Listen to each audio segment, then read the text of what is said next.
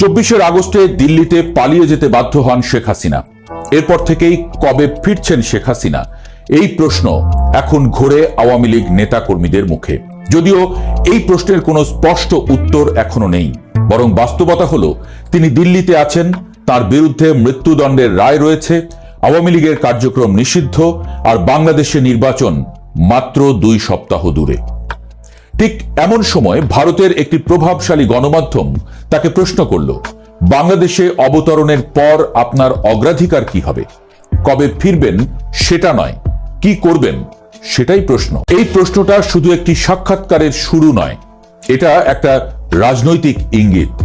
এরপর শেখ হাসিনা যা বললেন, ভারত, বিএনপি, জামায়াত, ডক্টর ইউনূস, নির্বাচন এবং আওয়ামী লীগের পুনর্গঠন নিয়ে, তা আর কোনো সাধারণ বক্তব্যে সীমাবদ্ধ থাকেনি, বরং এটি হয়ে উঠেছে ভবিষ্যৎ রাজনীতির এক স্পষ্ট রূপরেখা। এই সাক্ষাৎকার কি শেখ হাসিনার ফেরার প্রস্তুতির বার্তা, নাকি বিএনপির জন্য নতুন এক মেরুকরণের সংকেত? চলুন বিশ্লেষণে যাই, খুঁজে দেখি প্রশ্নের ভেতরের রাজনীতি। এই সাক্ষাৎকারে সবচেয়ে অস্বাভাবিক বিষয়টা ছিল প্রশ্নের ধরন। কারণ যাকে প্রশ্ন করা হচ্ছে তিনি শুধু সাবেক প্রধানমন্ত্রী নন, তিনি এখনো ভারতে অবস্থানরত, বাংলাদেশের আদালতে মৃত্যুদণ্ডপ্রাপ্ত এবং তার দল রাষ্ট্রীয়ভাবে নিষিদ্ধ। এমন পরিস্থিতিতে স্বাভাবিক প্রশ্ন হতো, আপনি কবে ফিরবেন, আদৌ ফিরতে পারবেন কিনা? কিন্তু প্রশ্নটা সে পথে যায়নি। G24 ঘন্টা জানতে চেয়েছে দেশে ফেরার পর কি করবেন, যার মানে দাঁড়ায় একটাই, ধরেই নেওয়া হয়েছে ফিরছেন শেখ হাসিনা। এখান থেকেই শুরু হয় সন্দেহ, এটা কি নিছক সাংবাদিকতা, নাকি কোনো বার্তা পৌঁছে দেওয়ার দায়িত্ব? শেখ হাসিনার অবস্থান কি, অবসর না প্রস্তুতি? এই প্রশ্নের উত্তরে শেখ হাসিনা কোনো দ্বিধা রাখেননি। তিনি পয়েন্ট আকারে বলেছেন ফেরার পর তার অগ্রাধিকার কি হবে।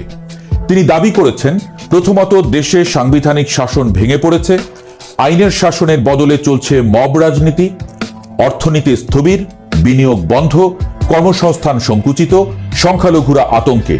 এই অবস্থার সমাধান হিসেবে তিনি আবারও জোর দিয়েছেন সব দলের অংশগ্রহণে একটি গ্রহণযোগ্য নির্বাচনের উপর। গুরুত্বপূর্ণ বিষয় হলো, তিনি বলেছেন সেই নির্বাচনে ফল যাই হোক আওয়ামী লীগ তা মেনে নেবে, সরকারের থাকুক বা বিরোধী দলে, দুভাবেই। এটা স্পষ্ট করে দেয় তিনি এখনো নিজেকে রাজনৈতিক খেলোয়াড় হিসেবেই দেখছেন, অবসরপ্রাপ্ত নেতা হিসেবে নয়। বিএনপির প্রতি নরম বার্তা। এরপরে আসে আরেকটি গুরুত্বপূর্ণ প্রশ্ন, বিএনপি ও তারেক রহমান কি বিশ্বাসযোগ্য? এখানে শেখ হাসিনার সুর ছিল লক্ষণীয়ভাবে নরম। তিনি বলেন, আওয়ামী লীগ ও বিএনপি দীর্ঘদিনের সংসদীয় প্রতিদ্বন্দ্বী, এক দল সরকারে থাকলে অন্য দল বিরোধী দলে, এটাই গণতন্ত্র। প্রকৃত বিরোধী দল ছাড়া সংসদ অর্থহীন। তিনি এও বলেন, আওয়ামী লীগ বিরোধী দলে বসতেও প্রস্তুত। এই বক্তব্য এসেছে এমন এক সময়ে যখন বিএনপি মাঠে জামায়াত এবং এনসিপির আক্রমণ, বিদ্রোহী প্রার্থীদের সংঘাত, আন্তর্জাতিক পর্যবেক্ষকের সামনে অভিযোগ, পাল্টা অভিযোগ সহ একাধিক চাপে আছে। এই প্রেক্ষাপটে শেখ হাসিনার নরম ভাষা একটি রাজনৈতিক দরজা খোলা রাখার ইঙ্গিত দিচ্ছে বলেই মনে করছেন বিশ্লেষকরা। কারা মূল প্রতিপক্ষ? সাক্ষাৎকারে শেখ হাসিনা সবচেয়ে কড়া ভাষায় আক্রমণ করেছেন জামায়াত ও এনসিপি এবং এই শক্তিগুলোর পৃষ্ঠপোষক হিসেবে অভিযুক্ত করেছেন ডক্টর মোহাম্মদ ইউনূসকে।